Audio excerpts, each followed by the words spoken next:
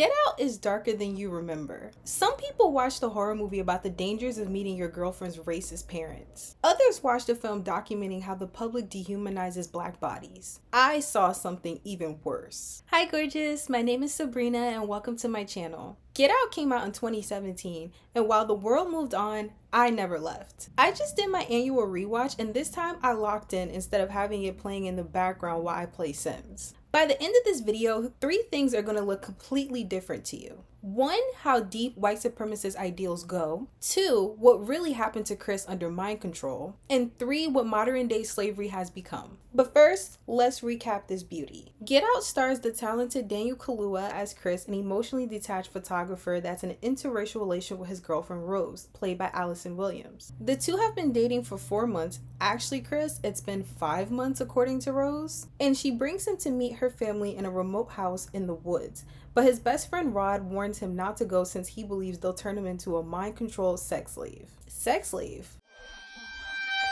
Naturally, Chris laughs this off and he doesn't heed the warning, which he'll soon regret. What he finds in the woods is disturbing as he learns Rose's psychologist mother weaponizes hypnosis, her neurosurgeon father has generational white supremacist ideals, and their family is hiding something far darker than just racism. So keep Rod's mind-controlled sex slave comment in your head. You're gonna realize he was more right than Chris accredits him for. Let's get into it. White supremacy. Get Out makes us realize the true horrors isn't monsters, it isn't jump scares, and it isn't even the unknown. It's being black in a world that hates you from birth. I want to make a serious note that it's not normal to have to ask your partner or your friends or whomever if their people know that you're black. Racism has taught black people that we have to take extra precautions for our safety. This is why many of us have anxiety, because racism has taught us that we must over-prepare or we're going to die. The body keeps score of this trauma, which we first see on the journey with Rose and Chris heading to her parents' house. I haven't heard anyone call this out, but I noticed that Rose's parents have an antebellum house. An antebellum house is a plantation house that was built 30 years before the American Civil War. Now, Jordan Peele stated that Get Out takes place in upstate New York, however, it was filmed in Alabama. And the reason for this is because Jordan Peele wanted to challenge people's way of thinking. He didn't want it to be the stereotypical conservative races in the South. He wanted to bring it to the North to showcase that liberal races are just as racist as conservatives in the South. But I believe that Jordan Peele is very intentional, and I don't believe that he would give them an antebellum house if it didn't have an impact on the movie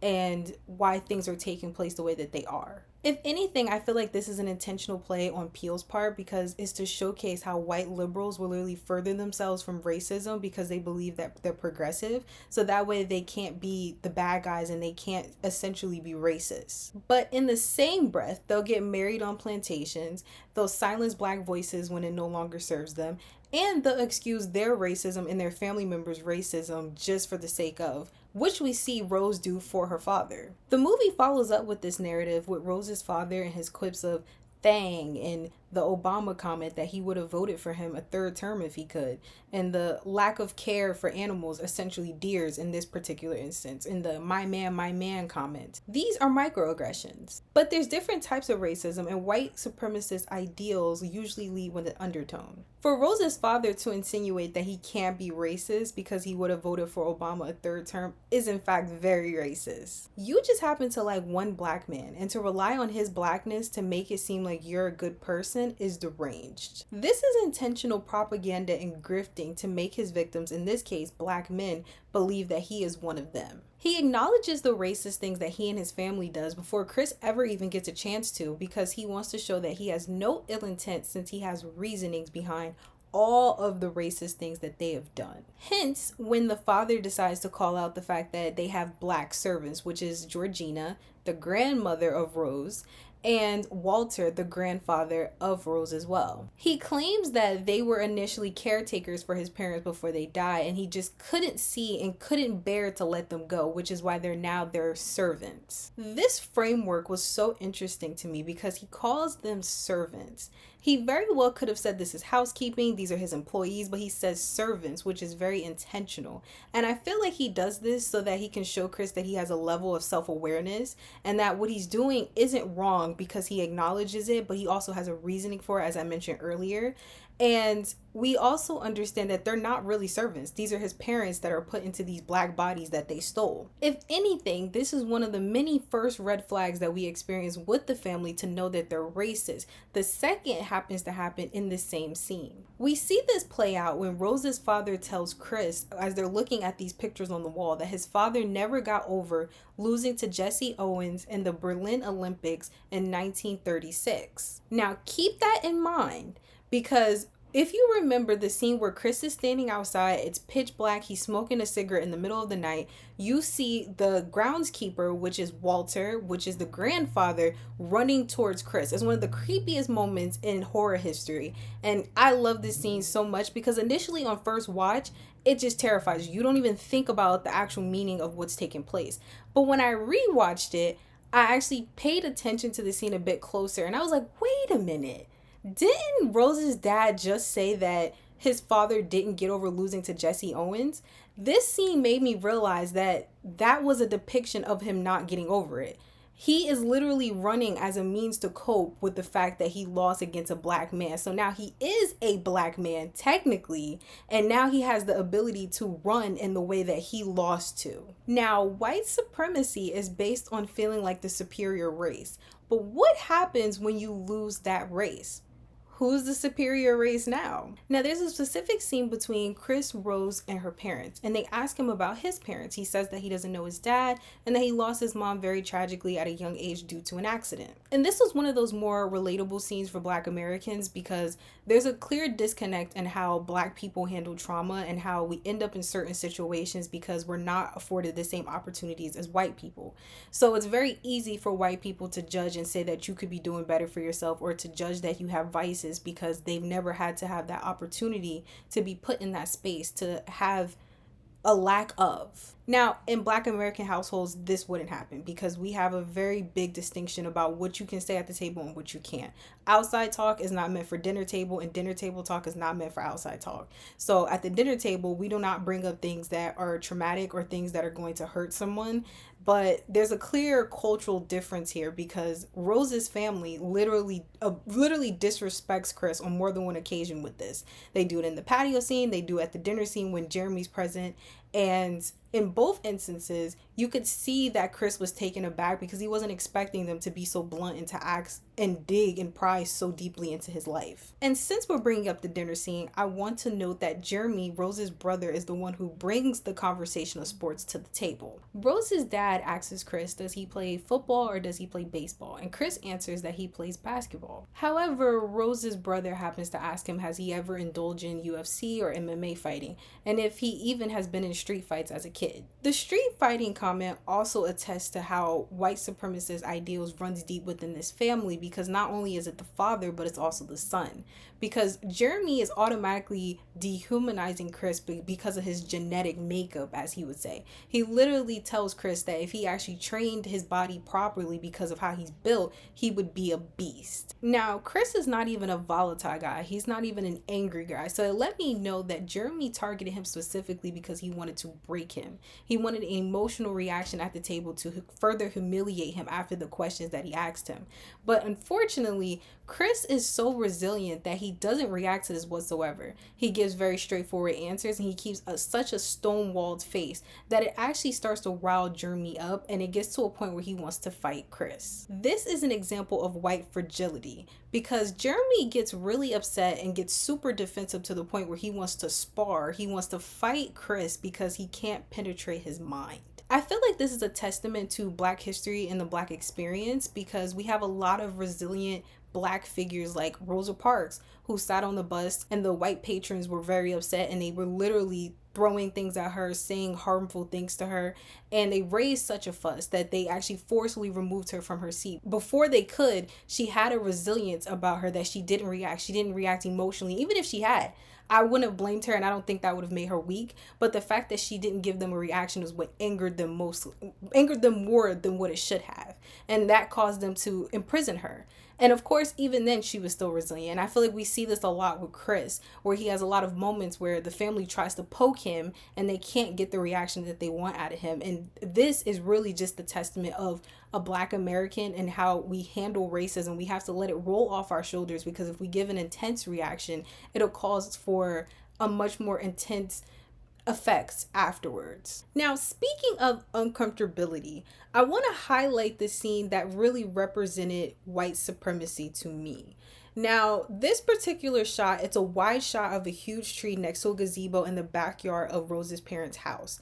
And we first see this tree with all of the socialites, and the movie kind of from that point continues to show this tree. We also know that Black people have been hung from trees, and every time that I look at trees, it makes me think about how much pain and suffering that they had to witness and how much pain and suffering that they had to contribute to. Now, I want to quickly preface that I have a professional writing degree. I have taken many courses and classes in writing, and I have also taken many courses and classes in Black American history and studies. So I have a lot of depressing and gut-wrenching and heartbreaking information that I have learned over the years that have contributed to my analysis of Get Out. One of those facts that I was able to relate and identify with this particular scene of the white alights around this tree was one of the origin terms of the word picnic. Now, I do want to state the word picnic is a 17th century French word that has nothing to do with the racial aspect of the word. Now, for Black Americans, the word is actually called pick-a-heart-er to lynch. This was essentially a gathering amongst white people where they would literally sit around, laugh, celebrate, and eat as they pick a Black person to lynch and torture as entertainment. They'd essentially choose Black men to torture because they had false allegations, and even if they didn't, they would just still pick them off the street to torture them just for the sake of. In fact, it was a sighting that a Black boy was literally lynched and torn to pieces, and as souvenirs, the white people were able to take pieces of his body home. So the scene of the socialites and white supremacists gathering around and observing Chris made me feel like that was reminiscent of the past, because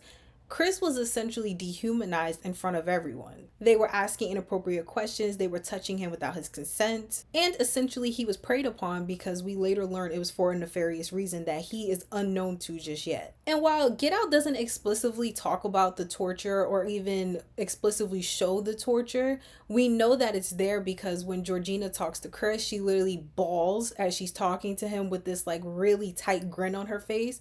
And then we also see it with Dre, the guy who's literally screams at him, "Get out," with the blood dripping down his nose. And then we also see it with Walter, who's the groundskeeper. He literally shoots himself in the head at the end because he can't handle the fact that now being in his real body again after being hosted for so long, all the suffering and torture that he went through, he rather much live in death with the spirits than to be alive in this body that is no longer his. A lot of blood was just shed on these grounds, which makes me believe that not only is this a plantation, that there is a lot of white supremacist ideals that are still being held up on said plantation through Rose's parents and now the siblings, which is Rose's brother and her. But this is also an annual sacrifice for the price of a big gain. Not to mention, I also was able to contribute this to history that this is a slave auction. The first white man that approaches Chris at the annual family gathering, he literally tries to make Chris perform for him. He says to him that he used to be a golfer and now that he's old, he can no longer do it.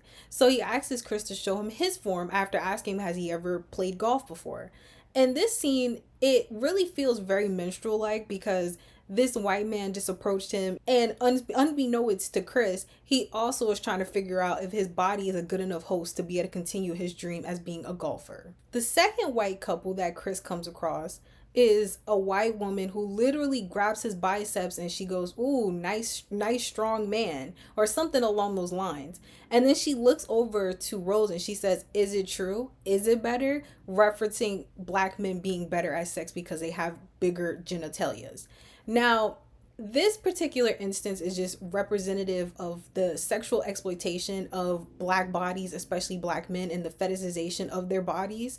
And that also makes me think about just like slave auctions and how someone like Sarah Bartman, she was put on display as a Black enslaved person because she had exotic features, because she had large features, large body parts that white people found to be attractive. And it made me feel similarly to Chris because she is literally feeling up on him to see if he would be a good candidate for her. And this also speaks to historical contexts where white women would sleep with enslaved men behind their husbands' backs. And you can pretty much reference that as sexual assault because a lot of the times it was not consensual, because if you didn't do it, then she would lie to her husband and say that the black man sexually assaulted her. And the third guy to approach Chris at the party, he literally says to him that fair skin used to be all the rave, but now black is in fashion. I feel like this speaks to two different contexts. The first one is just social commentary about how the fashion industry will use and exploit black ideas without actual black people being present. And the second thing is, anytime black people are often spotlighted, it'll attract an incredibly racist crowd that will go out their way and do anything to belittle and break down black people for it. And I feel like another movie that offers in recent times commentary on these type of auctions was the movie Him. Now I know folks did not like Him because they felt like it was too niche, it lacked substance, and it didn't really deliver the point, the compelling point that everybody was there to see in the first place, which was how black bodies are used in football. I truly feel like Get Out walked so that Him could run, because Get Out kind of just touched the surface and it just kind of let us know like, hey, this is very weird. I also want to note that I love that Jordan Peele had the only Asian man at this annual party ask Chris, is it an advantage or disadvantage being an African American person? Personally, I felt like this speaks to the falsehood of solidarity between people of color. It's not real. I don't believe it's real because non-black people have a history of contributing to the depressing and gut-wrenching torture and oppression that black people face even to this day. It's just funny to me because considering he's the only Asian man at the party, they make him feel like he is one of them. They make him feel like he is one of the social white elites. And it's ironic because he isn't white and he'll never be white. It's just they make him feel safe to be racist. And this is white supremacy at its finest. The target is black people right now, but if black people weren't in this scenario, Asian people would be next. He would be next. And that's the brutal truth about many non-black people that are chasing whiteness. Those white people don't like you. And they only like you because you have low self-esteem, you don't fight back, and you're a token. And this reminds me when Chris says it's not what he says, it's how he says it to Rose when he's talking to her about Walter being weird. Now, Rose doesn't take this seriously because she thinks that Walter is speaking normally. However, to Chris, he's not trying to convince the audience that Walter is talking white. He's trying to point out the fact that Walter doesn't speak in a black dialect, something that all black people have regardless to where you live. In this particular instance, black Americans speak AAVE, which is African American vernacular.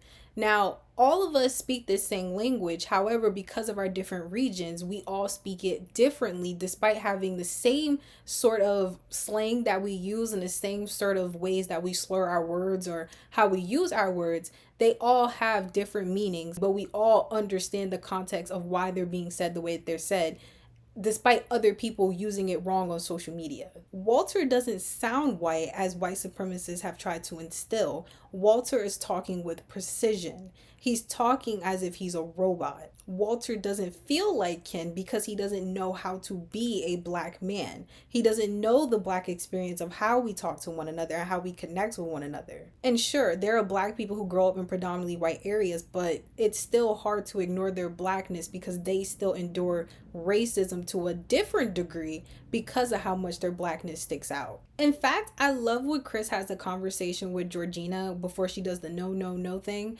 I love that he says to her that when there's too many white people, he gets nervous. I believe it's ironic because he decides to date a white woman and then he puts himself in a position where he's surrounded by white people. Chris, who did you think you was going to be around, boo? What Chris doesn't understand is that Rose doesn't have to look at microaggressions. She doesn't have to check people's tone. She doesn't have to analyze every single interaction the way that he does. Now, if you remember when Chris and Rose were driving on the road, the deer was running across. Rose's dad believes that deer shouldn't exist because he feels like they're ruining the ecosystem. And I thought it was an interesting comparison between the deer and also Chris, because in the same breath, Rose's dad has an intense hatred for black people, specifically black men, because he's carrying that pain from his father. And I feel like Chris and black people are representative of the deers ruining the ecosystem, which is why they inhabit their bodies to now become them and become this superior race. The movie pretty much confirms this later on down the line when Chris gets captured by the family. He's awaiting surgery so he could be swapped out for the host that bought him. The grandparents had made a video where each person who is captured, they have to watch and they get an explanation about what's happening to them.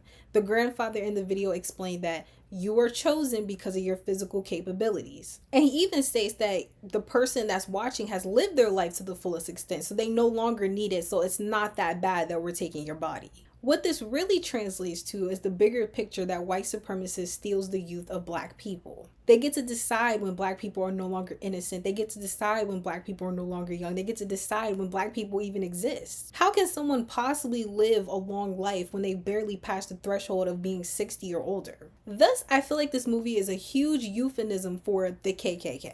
Rose's family has built an empire and built a cult of elites that only wear black because they're as white as it gets. I picked up that the annual party was pretty much a spiritual and physical gathering of the black person that they are targeting, and this black person doesn't know that this is actually your funeral, which is why they don't wear white. After the party is over, the black person will die, but they'll also be reborn as someone else. And while Rose's parents may lead this whole brigade, Rose is actually their secret sniper. White women were so unsuspecting in the KKK, and even to this day, people do not acknowledge the fact that white women played a very pivotal point in how the KKK has manifested over the years. They were often used as a symbol of racial and sexual supremacy and were protected by the men of the KKK. And while they were not as violent as their male counterparts in the KKK, they sometimes resorted to violent tactics. It made me think of Rose and how she used colorism to her advantage. That was a violent tactic. She may not be physically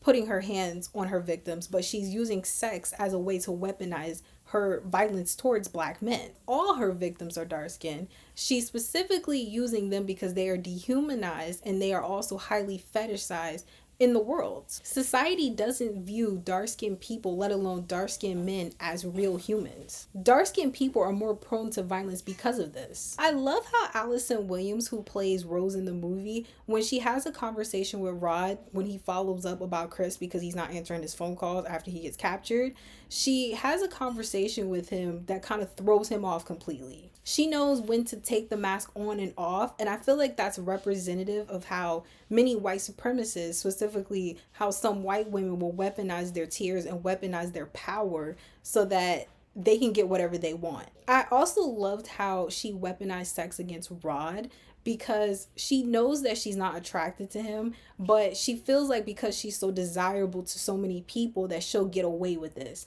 But fortunately for Rod, he doesn't like her. And Chris is his boy. And I believe she knows what to say and how to say it because she was groomed this way. Also, if you're currently enjoying the video, please don't forget to hit that like button. Sexual assault. Now, this is a personal observation that I made about Get Out, as I feel like it's partly an allegory for sexual assault taking place between Chris and Rose's mother. This scene changes everything. Now, the night before the party, Chris hears a noise in the middle of the night, so he goes downstairs to have a cigarette. When he comes back in, he notices that Missy, Rose's mom, her office is open and it's lit.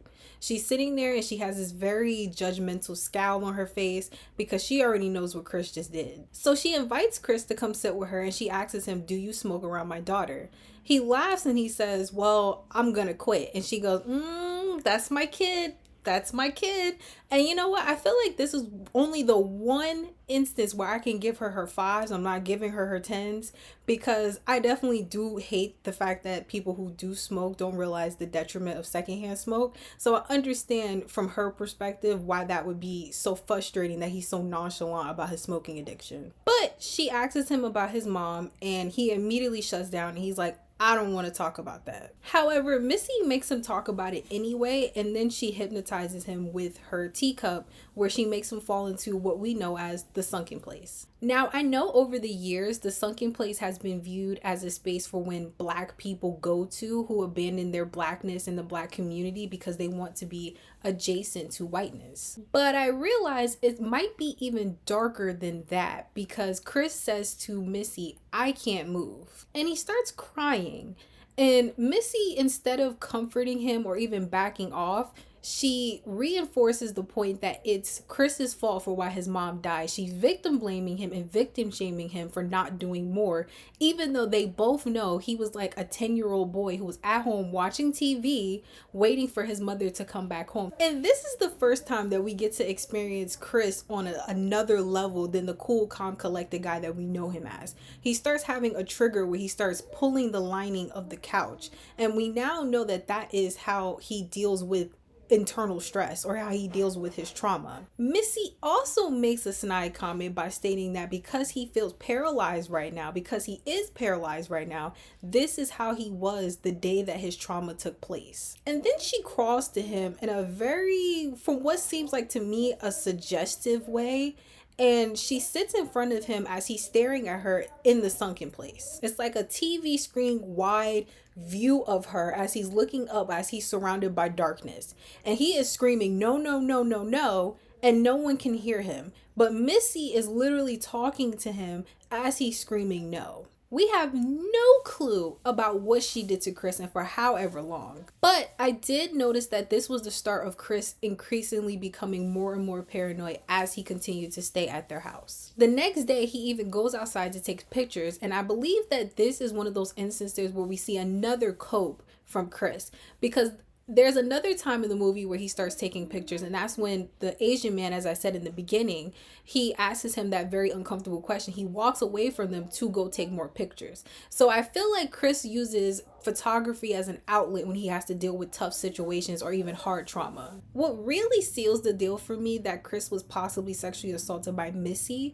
is because Chris says the next morning when he's talking to Rose that he can't remember what happened last night. He also says, as a parallel, when they ask him about his mom and how she died, he says that he can't remember that night. And it makes me feel like this is how he personally internalizes trauma. He can't remember what happened, which is very common for sexual assault victims or even just victims of abuse or any sort of trauma. It's very normal to not remember details or not to remember the whole incident altogether, because usually that's a means of coping to push that very bad thing that happened to you out of your mind. I even picked up the subtlety of when the day of the annual gathering, he approaches Walter to talk to him, and Walter says, "Hey, you were in the room with Rose's mom for a really long time," and he gives him a really creepy grin, and he even laughs with these like arched eyebrows. It really just made me wonder, why did Missy hold up Chris in her office for that long? What could be a viable reason for that? She already hypnotized him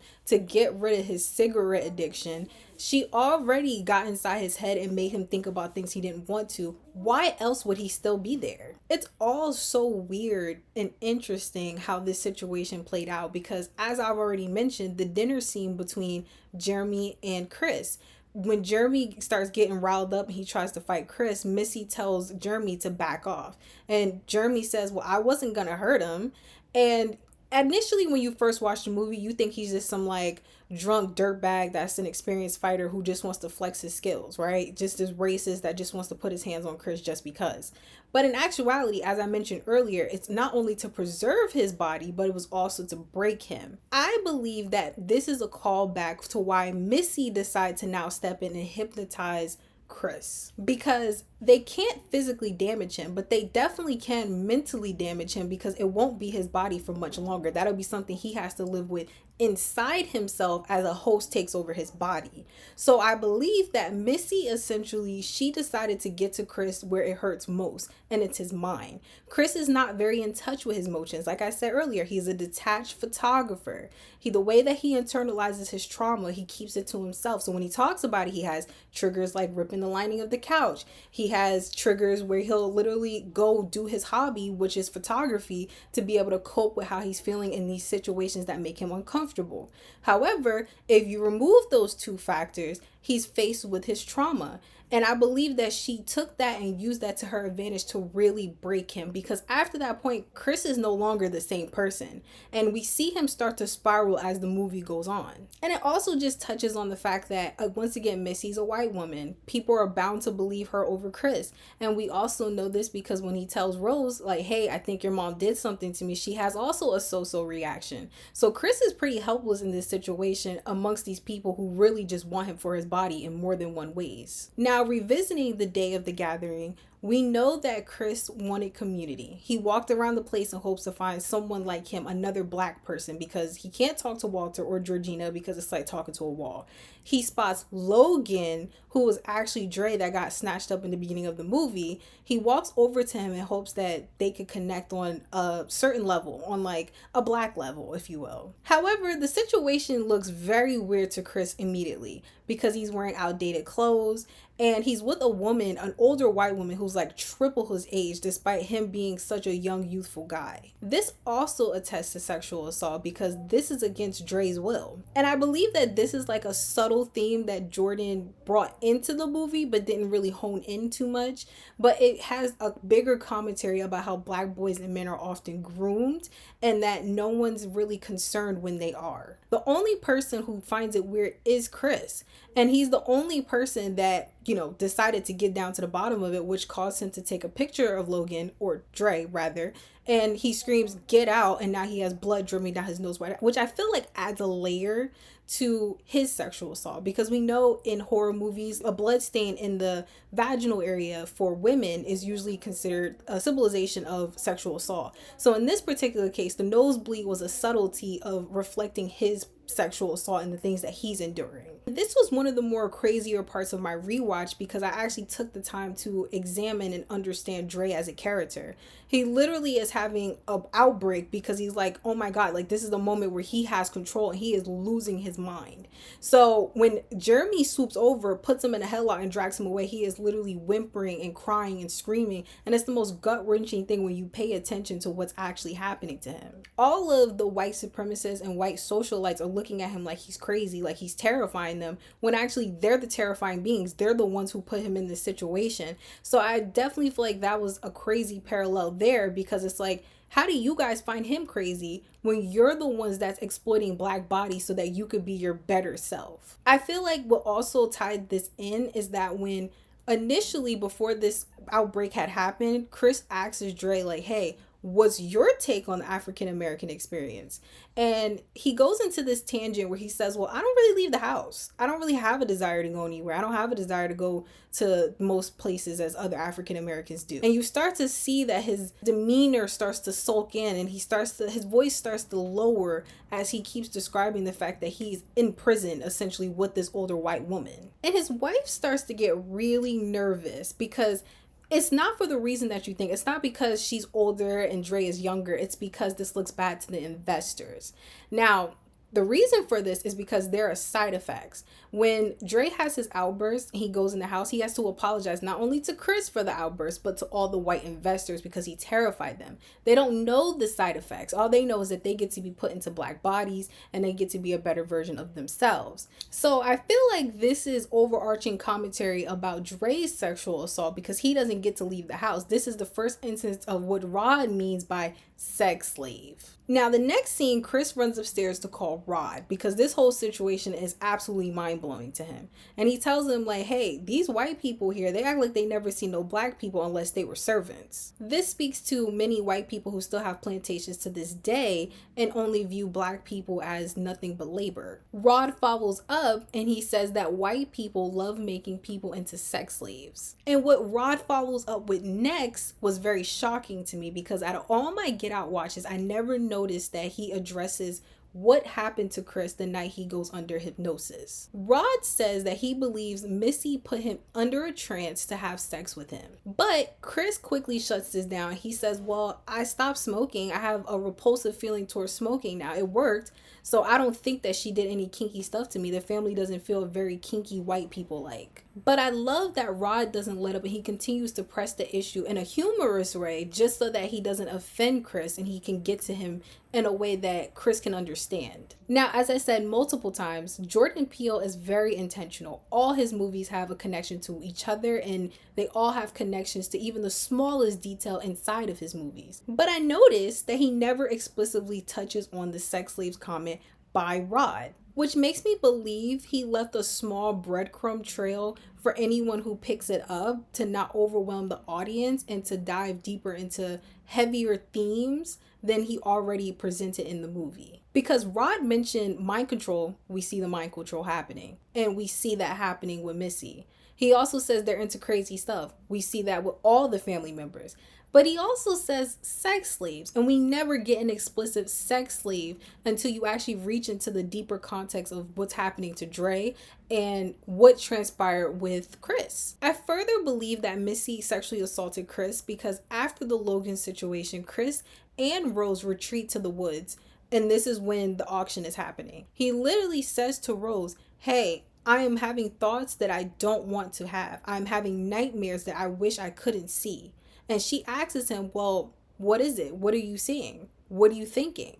And he pauses and he gives this very weird look and he just moves on to the next topic. And I feel like this speaks to sexual assault victims because this is what real intrusive thoughts look like. Not impulsive, that people often mix up the two terms. This is what true intrusive thoughts look like, where now after your trauma you're thinking things and experiencing things that you don't want to. There's also a mix of survivor's guilt because when Chris decides to deflect from what he's actually experiencing from Rose's mother, he decides to talk about his trauma with his mother to Rose. Chris blames himself for why his mom died. He feels like he could have done more even though he's a 10-year-old at home watching TV waiting for her to come home. But this is a bigger message towards single mothers, specifically Black single mothers, because they are the foundation. If they go down, the whole house goes down. So imagine being Chris, losing your mom at a young age, knowing that you could have maybe picked up the phone, called somebody, again, not saying that he needs to be responsible, but knowing all those caveats, now you're alone.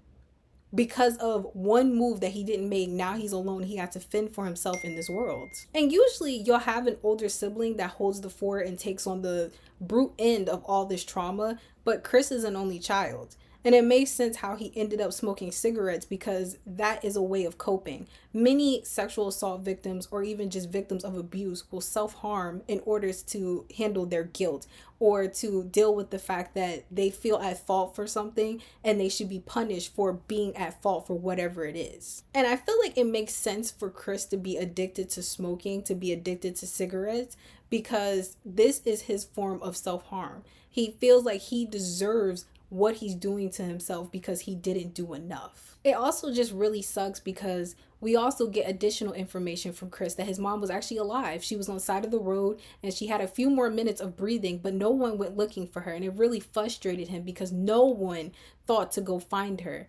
And I definitely feel like this is a bigger explanation for how Black women are treated, how Black mothers are treated. There's so much riding on them and they look out for everyone else, but who is looking out for them? And this is why I have the theory that Rose is the one who unplugged Chris's phone and not Georgina, because Georgina and Walter have never been aggressive towards Chris.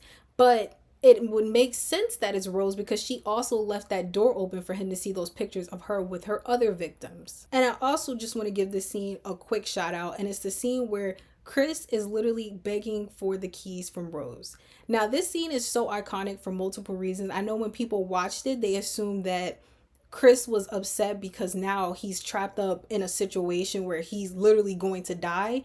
But after watching it again, I internalized it as betrayal. Now, walk with me. The reason why I'm saying that this scene is actually about betrayal, because when he looks at Rose, you know that prior to them going in the house and Chris realizing, yo, something's not right, we need to go, grab the keys, he had just told her about his trauma with his mom and the situation that happened with Missy. Now, Chris doesn't look like the type of person to talk about his trauma with anybody.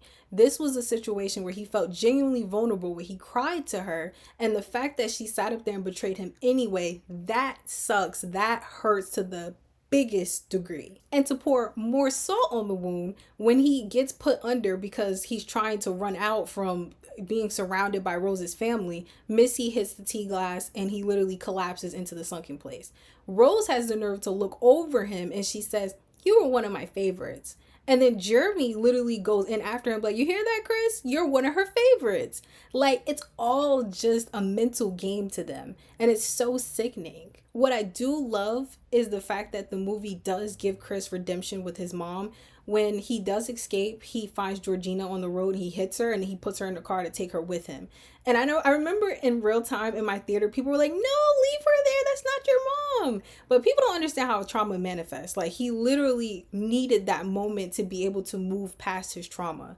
So him saving her essentially set her free. And I thought it was also just a humorous scene because he gets out the car, he looks at Georgina one last time, and he just takes off. And then that's when the iconic scene of Rose being like, "Get him, Grandpa." And then Grandpa runs after him, he tackles him. And Chris does the smart thing. He uses his phone to take a picture. The flash hits Grandpa's eyes, and now he's the real Walter. What I love, love, love about this scene is because Rose comes down, her girl boss gatekeep John Wick style hunting season rifle, and she's like, "Yeah." So Walter, the real Walter, is like, "Pass me the gun." And I could hear the black dialect slip through. And I'm like, "Rose, you idiot girl. That's not Grandpa." I just love the subtle callbacks. Like, if you don't really pay attention to it, you'll miss them. But I also want to quickly address the fact that sexual assault didn't just impact Dre and possibly Chris, but it also possibly extended to Rose. Now, I thought this was weird because we know that Rose's tactic is that she has to weaponize sex to be able to capture her victims. So in that regard, she had to have had sex multiple times with Georgina and multiple times with Walter. You following? Now, when Chris is at the annual gathering, and I told you he was talking to Walter, chopping the wood, at some point their conversation spilled off into him talking about Rose. The grandpa says to Chris, "Hey, Rose is top of the line, right?" And he also says that she's a real keeper with a creepy grin and just a creepy smile. The same face that he gave when he asked him about why he was so long in the office with Missy. This freaks Chris out, and rightfully so. He goes upstairs and he tells Rose, like, "Hey, I think Walter likes you." And you would naturally think that maybe she would grimps because, like, she knows deep down that's her grandfather, or the fact that her groundskeeper is looking at her a certain way. But no, she just laughs and she just makes sexual jokes about how much he wants her. And this makes Chris even more uncomfortable. Now, I conceptualize this scene to be much darker than what is being led on. So sure, it's like a weird incest joke. Well, he doesn't know it's incest, but it's a double-edged joke. It's one that's of incest and one that's just simply just creepy. But I feel like it's a lot darker than that because we know that in families, young girls are often the ones that are pimped out to make the family stronger. It's for all sorts of reasons. Hence why we have child marriages and we have arranged marriages. I made this connection because without Rose, the family's dynamic, the family's hierarchy wouldn't survive without her. Because the movie, like I said, if you notice the subtleties, Jeremy is studying to be a neurosurgeon just like his dad. He's in hopes that one day he can take over the family practice. But why isn't Rose following after Misty's footsteps? What is that about? She very well can just befriend people, hypnotize them, and keep it moving. But she has to go the extra mile to have sex with them for them to be able to build an emotional relationship enough to trust her, for them to have their bodies then taken after being with her. So it makes me think that her family sees her nothing more than just her body.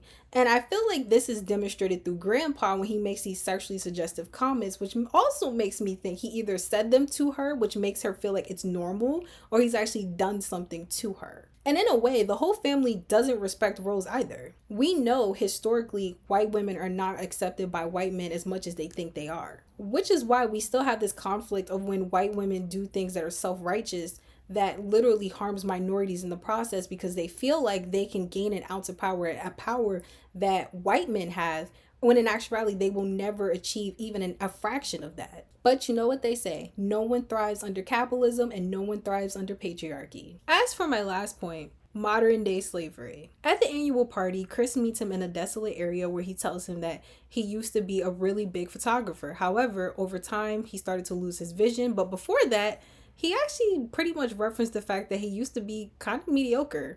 He literally took a bunch of nature pictures, and those pictures were submitted to National Geographic, which were often rejected. So him essentially doing this auction is because he wants Chris's eye. He feels like he has an amazing eye that he's never seen before, ironically. But Jim says something interesting. He calls everyone at the party ignorant, but he says they mean well. This is very racist, because what do you mean that they mean well? They're all very intentional about what they want and how they're going to get it. And they're also spewing racist rhetoric because they think that that's true. And we shouldn't coddle people, whether they're disabled, they're old, young, whatever, just because you don't want to acknowledge that racism exists. This is just simply an excuse that Black people can't afford because it is a luxury to many white people. It's so funny too, because he even says to Chris that his work is so brutal and powerful. And it reminds me of Toni Morrison's The Bluest Eye. If you haven't read it, I definitely implore you to, but I will say that it's not easily digestible, and it is very gut-wrenching because it talks about an abused Black girl named Coagula who has experienced a lot of unfortunate things in her life. And she unfortunately feels like she would have a much better life if she were white. So she copes by saying that she has blue eyes even if she doesn't. That's pretty much the synopsis. It's not the complete story, and it's a lot deeper than just that, but that's the more simplified version to be able to explain how Black people, those who experience an intense amount of pain and suffering, they feel like they would have a better life if they were lighter, if they had blue eyes. But we have this instance where Jim is like, hey, I want your eyes. I want your skin. I want to be you. And it's definitely one of those double-edged things, because it's like, well, what do you mean you want to be Chris? Chris has a disadvantage in life because he is a Black American compared to you, who is a rich white elite. So essentially, Jim just wants Chris's body without the Black experiences. I also want to note the Coagula, which many people did not know was called this whole operation of social white elites. I know for me, when I watched the movie, I did not know what this whole procedure was called or what the elites were called, but after hearing it, it started to make a lot more sense about what was taking place. Ironically, Jim is the person who was able to relay this message to Chris when he is captured, waiting to have the surgery for them to switch. Stage 1, hypnosis. Stage 2, mental preparation. Stage 3, transplantation. The way I internalize these 3 stages is that Black people are presented as bad to the public, whereas white supremacists are historically known to be bad people and do bad things. Black people must over-prepare themselves and their children because this is a tactic to keep us in fear and to condition us to be okay with things that are not supposed to be okay. We see these things happen in day-to-day life. Don't walk outside after a certain hour. Don't have your phone out or it's going to be mistaken for a gun. Don't walk in the store or you're going to be followed. Don't drive while Black because there's a possibility that you can be killed. These are all little things, and there's more of them. I can list a plethora of them and I'll be here all day. But all these little things keep us from fighting because they don't want us to hone our power. By making Black people accept this, makes them accept the fact that we can die at alarming rates, that we can be killed without consequences. And this is usually when white elites and just white supremacists want to profit off Black outrage when we decide to protest and be angry about these things happening to us, and they use that to weaponize harm against historical figures like Malcolm X or even MLK. And this is all just attributing to wanting our voices to be suppressed and also wanting us to not feel like we can have a place in society to speak. I personally love when Chris outright asks Jim, why us? Why me? And it's so funny how Jim says to him, well, I don't care about color like the rest of them.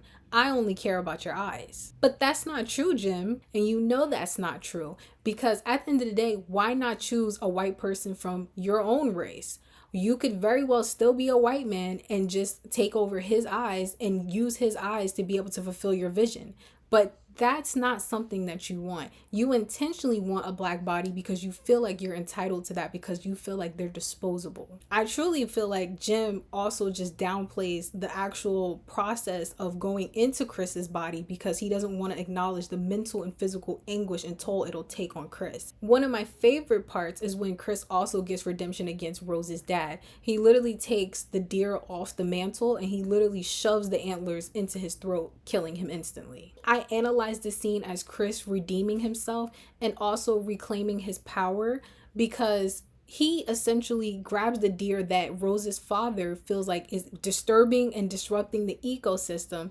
And he is the black man that also is a part of this disruptive ecosystem, harming his white supremacy ideals and his legacy. This was truly the definition of hit the man where it hurts. It's also important to note that Chris did not know he was going to live through all of this. So he made such a small, and I don't mean small literally, but he made such a small sacrifice of his life for the greater good to help future generations of black people not get swept up in this family. At the end of the day, we're all ancestors. We're all going to have to die someday. So the important work that we do on earth and our physical bodies will decide how our bloodlines will flourish and how they will continue. And I feel like we also see this with Jeremy because he followed in his father's footsteps and he also suffered a pretty painful death, if you ask me. Literally, when he tried to use force on Chris as Chris was escaping, Chris fought back as hard as he could and stomped him out something nasty, child. Another one of my favorite scenes that was well deserved. Personally, I wish that they had covered him in blood after fighting everybody. It's not necessary, but I love seeing black people covered in blood as like the final girl, the final guy, because it really emphasizes how much they went through. And in terms of modern day slavery and how all of this connects, the prison system is really what's the issue. The police, when Rod went to tell them what's going on with Chris and that he's missing, they literally laughed. And granted, given how funny this scene is, it makes you sit and internalize like, wait a minute, black bodies are not even worthy to the people who are supposed to protect us. I personally love that touch of having black people on the force because it just representative of not all skin folk is kinfolk. I completely and utterly appreciate Jordan Peele for allowing Chris to have a happy ending. I remember my theater roared with happiness given that he didn't get arrested like he did in the alternative ending. Now, if you're unaware of the alternative ending, Chris goes to jail, which makes sense because there's a lot of bodies and he can't exactly explain what they did to him without sounding crazy. And him being a black man and having a bunch of white bodies trailing up to the house, yeah, who do you think they're gonna believe? Yeah. So even though they're not alive, they're more likely to still be believed because they're white and Chris is black. It was such a bold statement to make at that time, considering the height of Black Lives Matters and how the perception of black people was changing each and every day. As for last minute thoughts, here are some things that I loved after my rewatch. I absolutely love Daniel Kaluuya. I think that he played Chris super well because even though he was supposed to be an emotionally detached character, we see moments of his laughter, we see moments of personality where he's teasing back at Rod, and overall he makes the character not feel so hollow and just detached. He actually gives him life and he actually breathes into him that he is just like everyone else. He just has he's just a bit more reserved considering how much he's been through. And I also just feel like the integrations of black culture really heightened his character because it let us know that he may not be as explicit as everyone else, but his work speaks for itself. And he's very passionate about black people and the culture because when we see him in the beginning of the movie walk into his apartment, he has his artwork all around the house. His artwork pretty much felt representative of what the black community stands for and what it is at its bare essential. We love art because it's a channel of expression. It's a way that historically, thinking about the Harlem Renaissance era, where like we were going through, poverty and we weren't able to find jobs and things were falling apart for us, but we were still making music, writing poetry like Langston Hughes, and we were making a name for ourselves through expression. And this was one of Chris's pictures of a black guy holding a balloon. The next picture is of a black woman with a pregnant stomach. I feel like this picture is very representative of the black community and how we view children in our village. Black Americans have such spiritual ties with children because we name our children with a purpose. We literally seal our names with protection against how evil and cruel the world can be to us.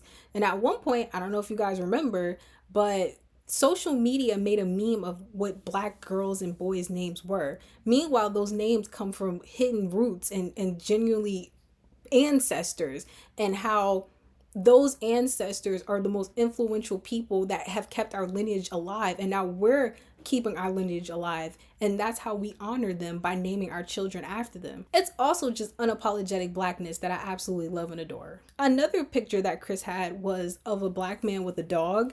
Now, black people historically don't have a good relationship with dogs, but it's so interesting how history has traversed and now we love dogs. Dogs is a big part of black culture, and we take care of dogs as if they're our children. This is why reclaiming is so important, and I love that that's a reoccurring theme with Chris in the movie, because reclaiming things that scare us is what makes us stronger. We reclaim dogs even though dogs were historically used against us in a negative light. So I guess the weapons formed against us didn't prosper after all. I also love the absolute foreshadow of the fourth picture that's in the house. It's of a person that's holding a mask, and we see as Chris is walking away, it looks like the figure is staring at him. So when he goes into the bathroom, it looks like the mask figure is like peering around the corner in the picture. And I didn't notice that at first. So when I noticed it on this watch, I was like, whoa. I also noticed a really key, crucial detail of how the eyes are cut out, because later on we know that Chris is going to be sought out for his eyes. So love that Jordan was able to tell so much story with Chris and how beautiful his eye is through these pictures, and how even one of them was able to foreshadow the whole movie. In conclusion, overall, this movie will always be a 10 out of 10 for me, because the impact is still very much felt to this day. He showed us that we can be heroes, that we can have happy endings, that we can be naive, we can be complex, and that we don't have to die simply because we're exhibiting basic human emotions, basic human experiences. He also teaches us that we can have grace, and we can provide grace to each other. And this is why this movie means so much to me. Thanks for watching, gorgeous. Please don't forget to like, subscribe, and comment. I always respond. And if you want to watch another one of my movie reviews, just click the video on the screen and I'll see you there. Bye, gorgeous. Mwah.